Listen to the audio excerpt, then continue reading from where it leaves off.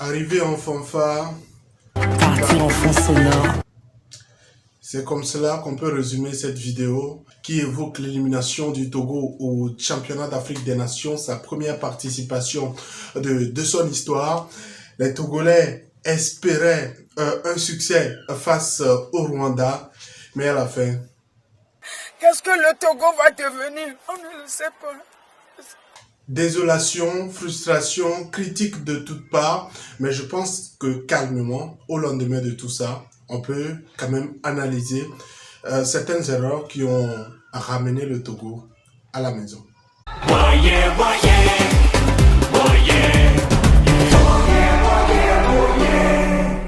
Si tu es nouveau par ici, pense à t'abonner pour ne pas manquer les prochaines vidéos qui arrivent incessamment. Salut, moi c'est Jacques. Ici, j'évoque l'actualité sportive et je l'analyse. Je donne mon avis. Pour sa première participation au championnat d'Afrique des Nations, le Togo s'arrête au stade de la phase des groupes avec un résultat d'une victoire face à l'Ouganda et de 2 défaites, notamment au premier match face au Maroc et puis au troisième match qui fait tant parler face au Rwanda parce que c'est le match qui a tout basculé, c'est le match qui a éliminé complètement le Togo. Avant les dernières 90 minutes, le Togo avait son destin en main et même pendant la rencontre, il avait encore son destin en main. Dans cette vidéo, je te propose de pouvoir analyser un peu quelques erreurs qui ont permis, qui ont forcément concouru à l'élimination du Togo. Ça permettra d'analyser, de tirer également des leçons pour l'avenir.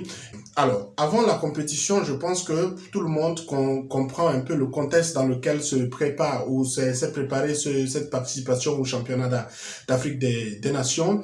Le Togo est sans championnat depuis pratiquement 11 mois et donc assez difficile de voir un peu le niveau de ces joueurs qui devront participer à ce championnat d'Afrique des Nations dû à la Covid et des mesures instaurées par les autorités togolaises pour pouvoir endiguer la pandémie.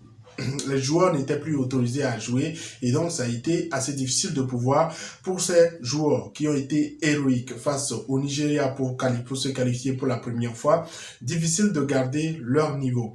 Et donc quand on n'a pas autant de temps pour pouvoir se préparer, quand on n'a pas eu également la possibilité de disputer des matchs amicaux, forcément ça va être assez difficile. S'entraîner, c'est vrai, mais avoir également des sparring partenaires pour pouvoir geler son niveau permettra également de corriger certains tirs. Le Togo s'était résolu à disputer des matchs face à des équipes qui, normalement, sont interdites de s'entraîner et tout ça. Et donc, forcément, ça ne donne pas la possibilité de pouvoir véritablement juger du niveau. Vous pouvez remettre tous les drapeaux du monde ou le plus beau drapeau du pays à ces joueurs, forcément quand ils n'ont pas toutes les conditions réunies, ça ne marchera pas. C'est comme, parlant de conditions, la difficulté pour ces joueurs de rentrer en possession de leur prime de participation, ça a également créé un climat qui n'aide pas à la sérénité. C'est également dans ce contexte de préparation du CHAN que le Togo a vu 2 de ses joueurs partir du côté de l'étranger, un en Mauritanie et puis l'autre en Tunisie. Forcément, la défense est à refaire pour Abalo-Dossé et tout ça, et ce n'est véritablement pas facile. Et aujourd'hui, on se rend compte que la défense a été également l'une des raisons de l'élimination du Togo. Reste jusqu'à la fin parce que tu te rendras compte de la liste de tous les coupables. Parce que sans championnat, depuis plusieurs mois, c'est vrai, on a crié, c'est vrai, sur les réseaux sociaux, ça fait parler, mais le Togo était le seul pays dans le groupe C à arriver dans ce championnat d'Afrique des Nations sans compétition, sans championnat. Le Maroc est déjà en championnat depuis, et puis le Rwanda était à sa 5e journée avant le démarrage de ce championnat. L'Ouganda est également pratiquement à la 5e journée et sans compétition, sans préparation, forcément, ça n'arrange personne du tout. On ne cherche pas des arguments pour justifier une élimination. Alors, dans cette compétition, les matchs se sont enchaînés. L'enchaînement de ces rencontres n'arrange pratiquement pas parce que les efforts physiques ne vont pas suivre forcément parce que pour le premier match, c'était face au tenant du titre, le Maroc, même s'il n'est pas en forme, avec son expérience, les joueurs étaient obligés de se surpasser encore une fois. Face à l'Ouganda, il fallait maintenant se relancer ou rentrer complètement à la maison. Donc, les joueurs ont puisé de leurs ressources pour pouvoir trouver la capacité nécessaire de gagner cette rencontre. Et ça veut dire que ce sont des forces qui sont également parties. Accumuler 2 rencontres de haute facture, forcément pour la 3e rencontre, la fatigue va rentrer en jeu. Et aujourd'hui, on se rend compte que c'est également un facteur assez important qui n'a pas joué en faveur du Togo parce que c'est pratiquement la même équipe qui a gagné l'Ouganda qui a été repositionnée par rapport à ce match face au Rwanda, mais vous voyez un peu le résultat. Et puisque je dis pratiquement, parce que pour la prochaine justification de cette désillusion finale, c'est justement ici, ce monsieur. Blessé au cours de la 2e rencontre, Tchakei Marouf n'a pas pu être aligné lors du 3e match et forcément, quand un milieu de terrain qui habituellement distribuait très bien les balles à Nan Richard, Uragoro Ismaël ou encore Tchatakora Semiou, ça risque d'être assez difficile pour le sélectionneur à Ballot d'Ossé de pouvoir faire une nouvelle reconfiguration. Voilà pourquoi le 4-4-2 a été installé pour pouvoir un temps soit peu changer la configuration, mais forcément quand un grand est là, vous pouvez amener un autre, forcément il ne fera pas le même travail. Et visiblement, l'une des clés de cette défaite, ce milieu de terrain qui n'a pas été autant réactif, et forcément les joueurs étaient obligés de balancer les balles, et balancer les balles n'est pas forcément la solution. Il faut construire, monter progressivement et permettre aux joueurs offensifs de pouvoir avoir la force, la plénitude de montrer leur talent. Ça a été assez clair dans cette compétition. Le Togo ne sait pas gérer les minutes après avoir marqué.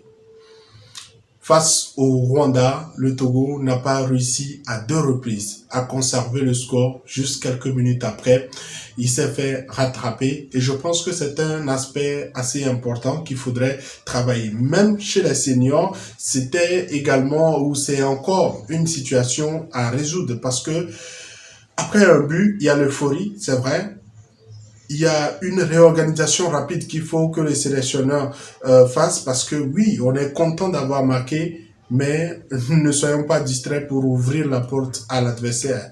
C'est comme vous êtes au cours d'une fête, mais si vous n'êtes pas vigilant, mais les invités vont venir voler les cuillères et partir. Je ne rentrerai pas dans les critiques envers un joueur ou les critiques envers le sélectionneur parce que déjà c'est une chose positive pour le Togo d'avoir participé une fois à son championnat d'Afrique des Nations, mais et après. C'est vrai, on a applaudi les performances de plusieurs joueurs, notamment Uragoro Ismaël, désigné meilleur joueur du 2e match.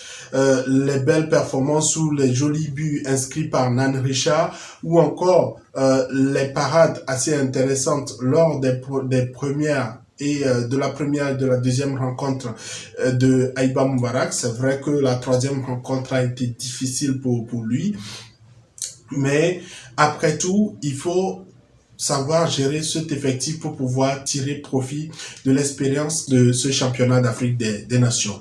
Que va faire Abalo Dossé de cet effectif? Que va faire le Togo de ces qualités-là? C'est la question assez ultime qu'il faut qu'on se pose pour permettre au Togo ou aux éperviers version senior de bénéficier de ces qualités qu'on a vues. On a vu des joueurs engagés, on a vu des joueurs déterminés, mettre en confiance ces joueurs en sélection nationale A, où beaucoup d'entre eux, je ne dis pas de supprimer ceux qui sont à l'étranger et prendre seulement les locaux, ça risque de créer encore autre chose et forcément ce n'est pas la solution. Prendre juste des aspects ou des acteurs assez clés de cette participation, renforcer l'équipe senior. La priorité, c'est les prochains matchs les 2 matchs qui nous restent pour terminer les éliminatoires de la Coupe d'Afrique des Nations, même si on est déjà éliminé, il faudrait qu'on puisse profiter de cela pour souder un nouvel effectif et faire monter en régime ces joueurs-là qui ont besoin également de confiance et tout ça. Il faudrait également que ces joueurs puissent gérer les convoitises d'après-CHAN. Je suis sûr que certains auront certaines convoitises. Maintenant, il faudrait analyser véritablement les propositions pour voir si ça arrange leur plan de carrière ou forcément on vient les chercher pour les amener seulement pour dans des championnats qui n'arrangent pas leur progression. Après cette participation, qu'allons-nous faire de la qualité d'Abalo Dossé? C'est une question également qu'on pourra se poser peut-être dans une prochaine vidéo. Mais pour terminer, la reprise du championnat est annoncée en mars prochain. Ma prochaine vidéo évoquera également ce sujet.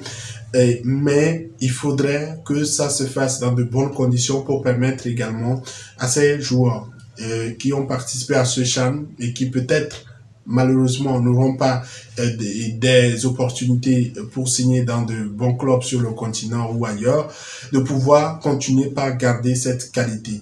Et pour garder cette qualité, il faut une compétition ou des compétitions, il faut également des infrastructures assez importantes. Vous avez vu comment le Cameroun nous a émerveillés de par la qualité de ses pelouses.